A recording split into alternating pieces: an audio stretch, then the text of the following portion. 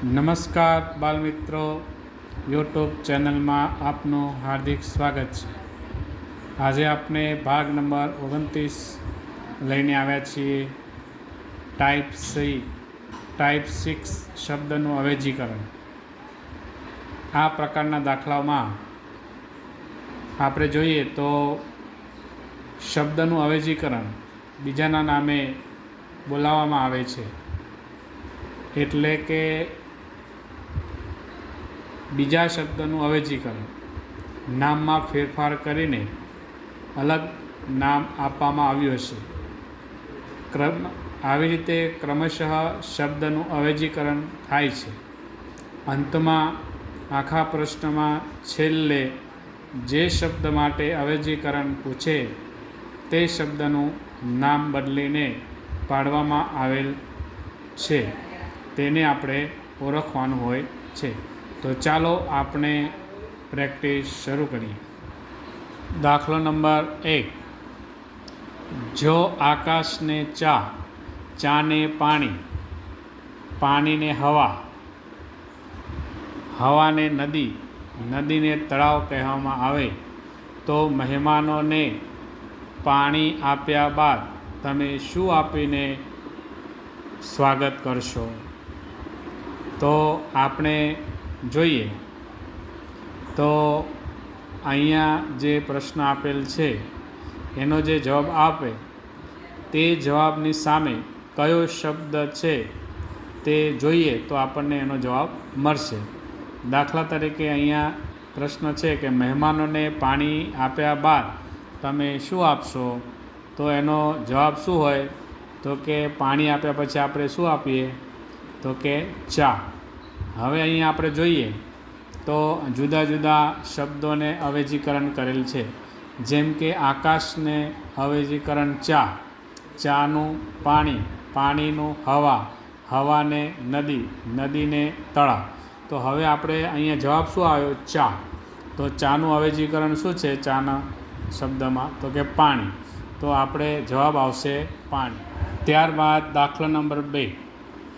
જો સફેદને વાદળી, વાદળીને લાલ, લાલને પીળો, પીળાને લીલો, લીલાને કાળો, તો કાળાને પર્પલ અને પર્પલને ઓરેન્જ કહેવામાં આવે તો લોહીનો રંગ કેવો હોય?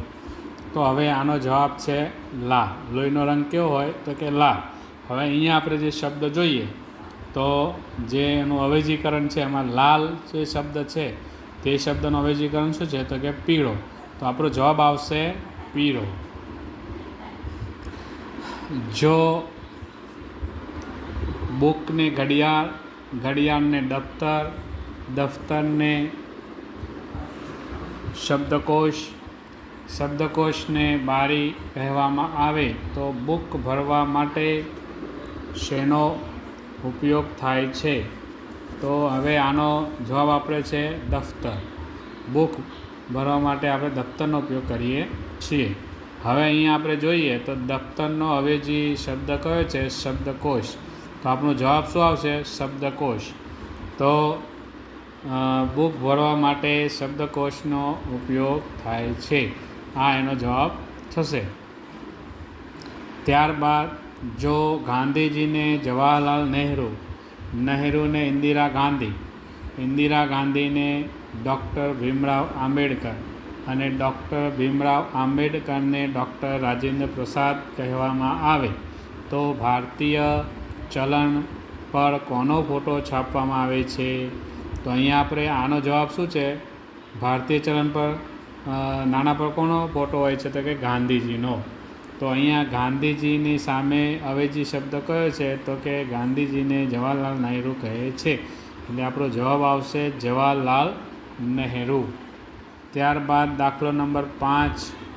જો ઘડિયાળને ટેલિવિઝન, ટેલિવિઝનને રેડિયો, રેડિયોને ઓવન, ઓવનને મિક્સર અને મિક્સરને ઇસ્ત્રી કહેવામાં આવે છે તો સ્ત્રીઓ ખોરાકને ગરમ કરવા માટે શેનો ઉપયોગ કરે છે?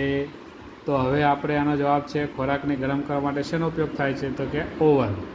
હવે ઓવનનો અવેજી શબ્દ અહીંયા જોઈએ તો ઓવનને શું કહીએ છીએ? મિક્સર. તો આપણો જવાબ આવશે મિક્સર. ત્યારબાદ દાખલો નંબર 6. જો ગામડાને તાલુકો, તાલુકાને જિલ્લો, જિલ્લાને રાજ્ય, રાજ્યને દેશ, દેશને વિદેશ કહેવામાં આવે તો નીચેનામાંથી ગુજરાત શું છે? તો હવે ગુજરાત શું છે? તો એનો જવાબ છે રાજ્ય છે.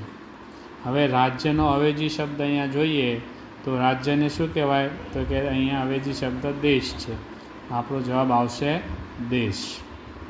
તો બાળમિત્રો, આજે આપણે ભાગ નંબર 29માં જે કહીએ કે શબ્દનું અવેજીકરણ એનો ટાઈપ સી પ્રકારના દાખલા આપણે જોયા.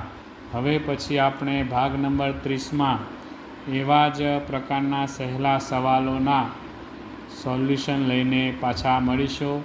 નમસ્કાર.